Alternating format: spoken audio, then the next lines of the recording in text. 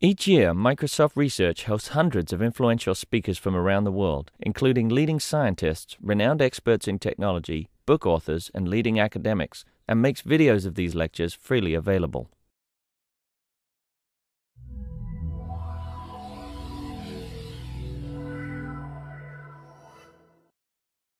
So I asked my fellow presenters in this session to give me the appropriate warning signs if I start getting too long. My colleagues, because I'm representing the authors on this paper, provided me with a vast number of slides, so the challenge is to whistle through these selectively to try and give you a bit more information about SenseWeb and SenseMap, some of the technologies that you've heard about at some of the other talks at this workshop. So as I mentioned, I'm a somewhat imposter in this team. The real developers and researchers in this team are listed up there. Why SenseMap? Why SenseWeb? Why did we start this work? Well, one of the reasons, and there are a number of reasons to do this, but one of the reasons is very pertinent to some recent world events. Disasters, natural disasters, the hazards of the natural world and the vulnerabilities of human populations in the natural world are a significant reason why you need better information. There's serious amounts of damage in terms of life, human life, and materials, and money. So those two are just a couple of topical examples. How can we reduce such vulnerabilities in the human population in our world? Well, one way is better real-time monitoring and warning of hazards that are approaching. The more real-time data that we can get, the more monitoring that we can get that's meaningful and contextualized, the better prepared that we can be. And sometimes even with, it's amazing how little warning you need to be effective. Even things like earthquake warnings of some seconds. If you can get just a few seconds or a minute's warning of an earthquake, you can seriously reduce the amount of damage that's incurred. These tiles actually represent real deployments today, real projects today that are doing real-time monitoring and providing warning. I won't list them all, you can read them out, but many of these are represented by an RFP that we ran in 2007 and are now active in feeding data into the SenseMap federated sensor system. I also have a colleague here today from the SwissX, and I'm going to be talking about the Swiss experiment as a great example of one of the ways to use this infrastructure. So a little bit more motivation, if that's the end goal, or one of the possible end goals, there's a little bit more to this. Traditional sensor deployments, there are many isolated islands of sensor deployments. And they're monitoring all sorts of data in the natural world, typically. There's various environmental data listed up here. The Swiss experiment is one example of such a deployment. But the Swiss experiment faced a challenge, like so many other scientific data monitoring experiments, how to put this data together, how to synthesize understanding from all the data feeds that the scientists are receiving. How can I share that data amongst our fellow scientists as well? I could list endlessly at the bottom there various deployments in environmental monitoring alone, let alone all the other sorts of data sources that are available. In the US alone, there's hundreds of thousands of sensors deployed in the environment, but they're often isolated, and it's difficult to get access to that data, difficult to synthesize scientific value from that data. So SenseWeb, one of the ways that we thought about it recently is as a Wikipedia of sensors, something that the community can contribute to and edit and feed, but bring all of that data into one familiar place. Access that data from anywhere in the world. There's a unique set of features in SenseWeb which makes this worthwhile, we think, and I've listed three here in the slide. So the fact that it's a peer production environment, that anyone can publish sensors, there's no access control on our end saying whether you can and can't provide your sensor data. that ability to essentially self-publish your sensor data in a familiar one-stop shop place that anybody can go to, that is helpful in both amortizing costs and also just providing larger coverage. Often in these environmental disasters, if I can get disparate information from different regions and correlate that's useful information in itself. Secondly, this is an extensible infrastructure. I can add new sensor data types. I don't have to, there's not a kind of a fixed list of sensors that this system only understands. I can extend this system to understand the data from various different sorts of sensors, some of which we may not have seen before. I can also process the data from those sensors in various different ways. And it's a completely flexible system in allowing that. We don't have any built-in processing. There's some examples, and the deployments that are shown show how data can be processed, but there's nothing fixed in the system which restricts what sort of data processing you can do. Lastly, it's scalable. Because this is a Wikipedia of sensors, a global federation of sensor data feeds, this needs to be performant at a global scale. So we need something that can access potentially millions of sensors and millions of data feeds. I can search, there's functions to actually cope with that amount of data in terms of searching. I can aggregate the data in various scales, and I can visualize it in lots of different ways. Broadly, we are based on a map projection, so this uses virtual Earth at the back end, and so I'm intending to plot the data on a map. Hence, SenseMap. So SenseWeb and SenseMap are two things that go hand in hand. SenseWeb is the overall architecture and infrastructure. SenseMap is, you can think of it as a front-end application, a client of the SenseWeb. There are other possible clients that one can envisage, but SenseMap is the one that we provide by default. And you can go to this right now. The URL there, if you've got your Wi-Fi working, you can go and check out and browse the sensors that already exist, the sensor deployments. What's happening on the map, a quick guide is along the right-hand side. So sensors, physically either individually or groups of sensors, are shown as icons, showing real-time presence and real-time data feeds. If you mouse over a sensor, you can see whether it's alive, whether it's generating data, or at least when the last data was received. As I mentioned earlier, I can search based on search in various ways. There's different. I can search on geography because it's a map. I can browse around the map. Different types of sensors, keywords. There's enough metadata in the system, and the Swiss experiment partners that we're working with have really been vital to us to understand the importance of metadata in this system. The amount of metadata is crucial to having a useful set of data feeds, of course. And lastly, we can aggregate this information. It's not just about looking at individual sensors each time. So the bigger picture here is typically what am I trying to do? As we mentioned in the paper, there are three main phases of use that we see this system. Experiment planning in a scientific environment, deployment monitoring, again in a scientific environment, and data analysis. But I should stress preliminary data analysis. One of the things that is easily to get confused by, not least because we're very enthusiastic about this system, is that somehow this is the one-stop shop for data analysis too. That's not the intent here. This is actually for preliminary data analysis, for the scientists to explore the data sets, to browse for interesting features, to conceptualize correlations visually that may not be visible through other means. And then to go into their normal back-end tools, their MATLabs, their R's, their whatever tools that a scientist needs to use, that's where the hard scientific analysis comes in. So think of it as before the experiment is deployed in planning, monitoring live sensor deployments, checking whether it's been eaten by squirrels or it's been snowed in by an avalanche. And then preliminary data analysis to explore the data sets. Let me dive into a little bit more detail. The way that you use the SenseMap, and you can go and use this today, you can go and read the online manuals and go and add your own sensors if you have some sensors that are deployed and not already in the system. you need to register your sensors. You can either do this with through a web service programmatically, or typically for certainly smaller scale sensor deployments, you might do this manually using the GUI. And this is an example of the GUI where I can click directly on the map and add my sensors, maybe group the sensors that I'm into for batches, the aggregates that I talked about. And I fill out the form. It's as simple as that. It's simply filling out a form and adding my sensors.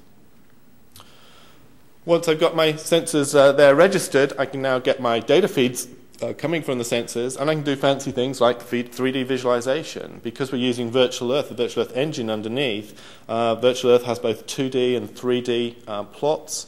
I can also use the maps and other capabilities of that engine. Some of you may not know that it's actually pretty straightforward to add your own maps and own images to the Virtual Earth plots. There's a technology called Map Cruncher that allows you to essentially put arbitrary graphics, arbitrary maps, arbitrary pictures, whatever you have that's appropriate for your science and your environment, to plot the same sensor data feeds, all inherent within the system. So here there's a glacier up in Alaska that's being presented here. The top left is the standard plot from Virtual Earth in 3D. But bottom right, there's a much more higher resolution graphic that's been map crunched into the system. And the data feeds are then shown on the crunched picture. I can show the data feeds on satellite maps. We're currently doing this in the Swiss experiment. The high-resolution maps available from Swiss Topo, the Swiss government mapping organization, are much higher resolution than what we have access to in Virtual Earth. And so we're adding those maps. And a click of a few buttons and some churning of CPU cycles, we can generate those high-resolution plots now. And then plot them in 3D, as shown here. We can also do simple data analysis. Again, I stress this is not trying to supplant MATLAB or any other really hard data processing, data analysis engine. But for the purposes of browsing around the data, exploring what's there, some simple plots of things like contour maps with simple interpolation between the data values that are derived from the sensor feeds, either live or over a time series. I can plot these in interesting ways to give me a feel for what's going on as the scientist.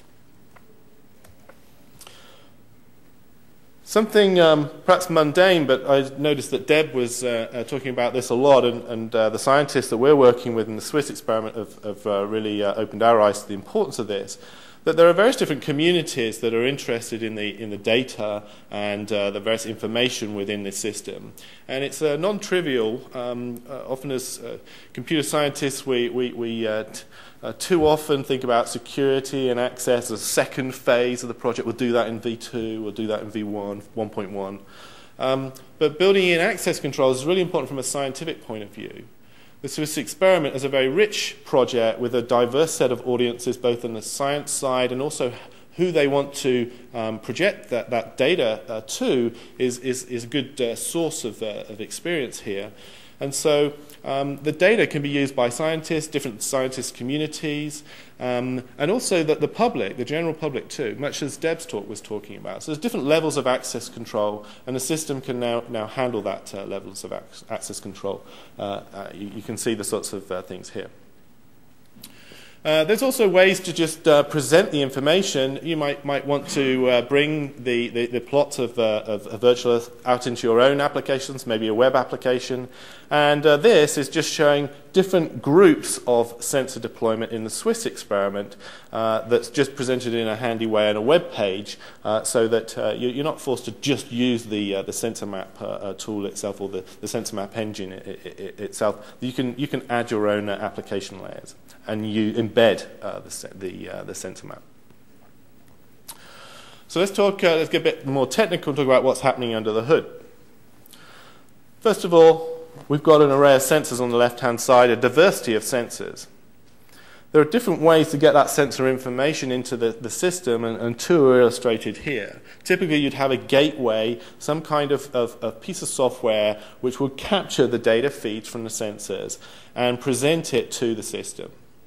This can be something that we've produced ourselves. We provide a data hub, as we call it. But you can also bring your own. And the communications protocols are web services.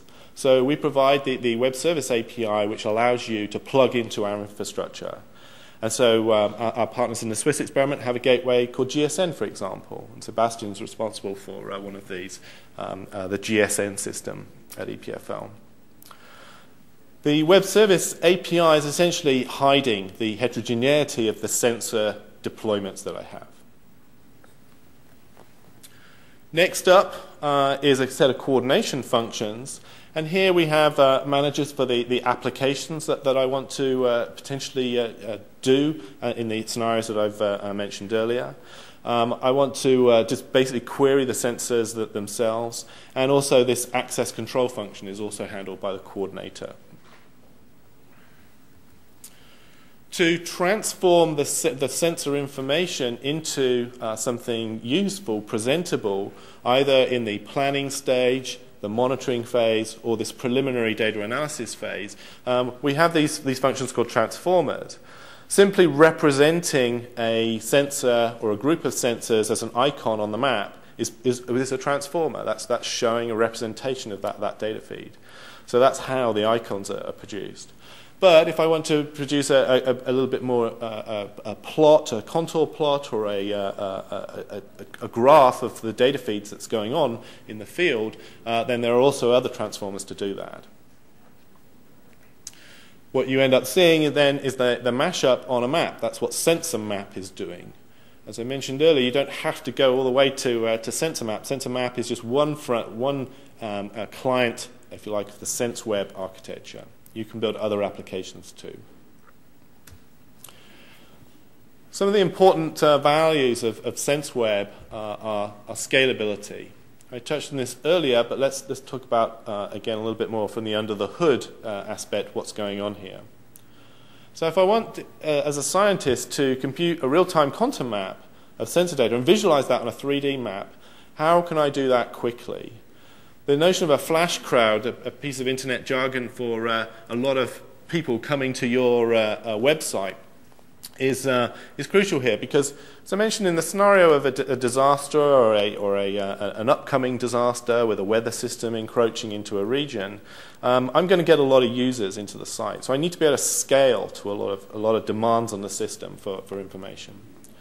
And data collection is inherently expensive. One sensor on your foot maybe, it doesn't look so expensive. But if I've got thousands or millions of sensors in the field, there's both time and resources, communications. There's a lot of issues to consider about collecting that data. So I want to be efficient in getting that data. So scalability is addressed like this by the SenseWeb architecture. There's a couple of things going on here. On the right-hand side, I'm highlighting where things are happening. At the root, at the bottom right, the idea in SenseWeb of the color tree, the collection efficient R tree, is crucial. There's a paper reference here, ICDE 2008, and the work goes further back. This uses caching techniques and sampling techniques to help the data collection problem be much more scalable. I also can use caching within the system the next level up in my visualization so that I'm not keep going back to virtual Earth to keep generating the images all the time from scratch. So the system is inherently built to be efficient for scaling to large amounts of data, for browsing large amounts of data, both in real time and also over time series too. The next big thing that we provide, not only scalability but extensibility. This would be a pretty boring project and pretty uninteresting if it was only like Microsoft that could put its own sensors in the system, and also only the sensors that Microsoft said you could put in the system. So the system provides the ability to support new sensor types and different types of visualization, different data processing. All of this is essentially pluggable. So we can let the users create their own types of sensors, and we provide some structure around this as follows. So if any of you attended the Semantic Web interest group in the next room, our original room this morning, you'll see that this is a hot topic in the field, of course, and we use some of these techniques, the semantic web ideas, underneath the system to provide some structure around the notion of how different sensors relate to each other. I'll say no more today in the interest of time. The status of this system has been online for more than 2 years. There are over 30 data publishers. The most extensive collaboration is our partners in the Swiss experiment. Thank you, Sebastian. Overall, there's more than 3,000 sensors from the users and 5,000 from ourselves. And there's a URL. So to sum up, think about this as being used in experiment planning in a scientific context, monitoring and deployments in real time, and the analysis, the preliminary analysis of data. I do have a video that I'm happy to show maybe at the Unconference later this evening at the Conrad Hotel. I think Bora Brand's going to be there. Maybe we can persuade Bora to show SenseMap and SkyScope. And some acknowledgements. I wish I had room to list all the names, but they're literally getting up to about 100 names now that I could be putting up here. So thank you especially for the Swiss Edge project team at EPFL and our partners there, and all of the SenseMap RFP award winners and applicants. Thank you very much. That's the end of my talk.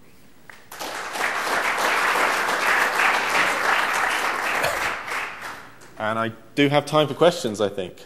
Thank you to my earlier presenters. Yes? Me? Yes. Oh, okay.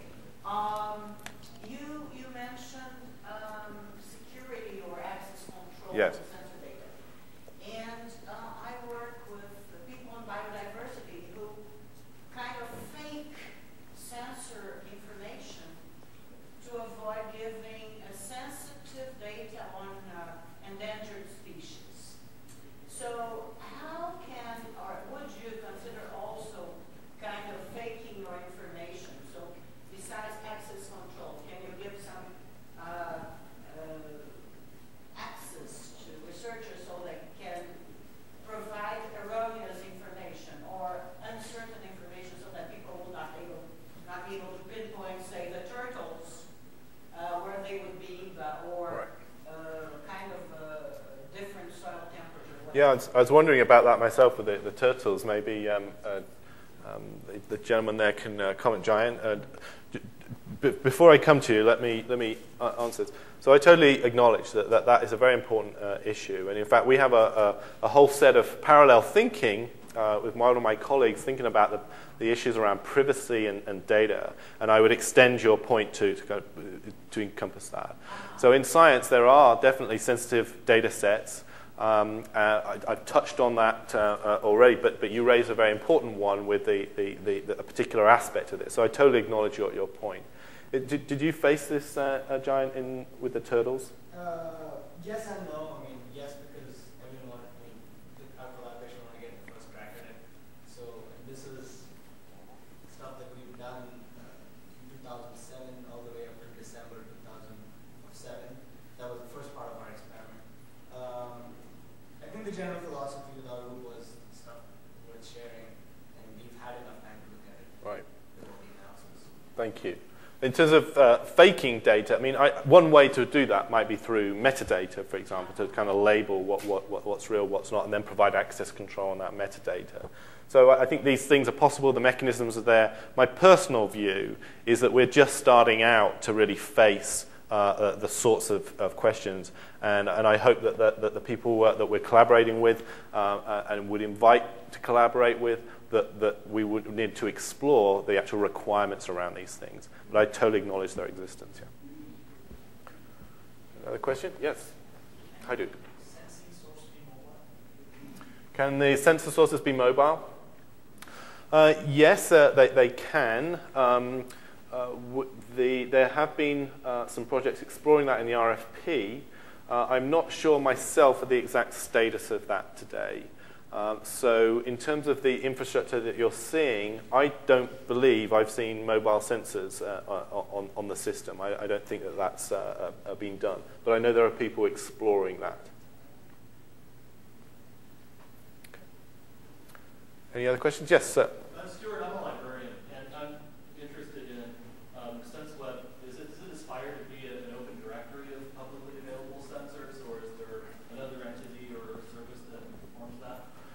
Today, it is an open directory, yes. So despite the access control conversation that we've had, with that caveat, which is by design, the default is to be public and open. The longer-term roadmap remains very interesting. I think we're certainly interested in feedback on requirements from the community. That's definitely the case. We are exploring a number of different alternatives about how to take this work forward. It's very much in the research lab today. Microsoft is not a research lab company, so it's intriguing about what the potential for this in the business of Microsoft is. But I don't have anything to say about that today because I don't know. I don't know what the status is, but I do know those conversations are happening. But I would invite you to tell us what you're looking for, what would be useful to you. And the contact details are on the web pages that I've put up there. Any other questions before we wrap today? So, like I say, I hope that there'll be some kind of demo available maybe at the Unconference at the Conrad Hotel, 7 p.m. tonight, Dan, right? Yes. 7 p.m. tonight, Conrad Hotel. Should be an interesting event. So thank you very much for all of our speakers today, and thank you for listening to my talk and putting up with me as the host. Thank you.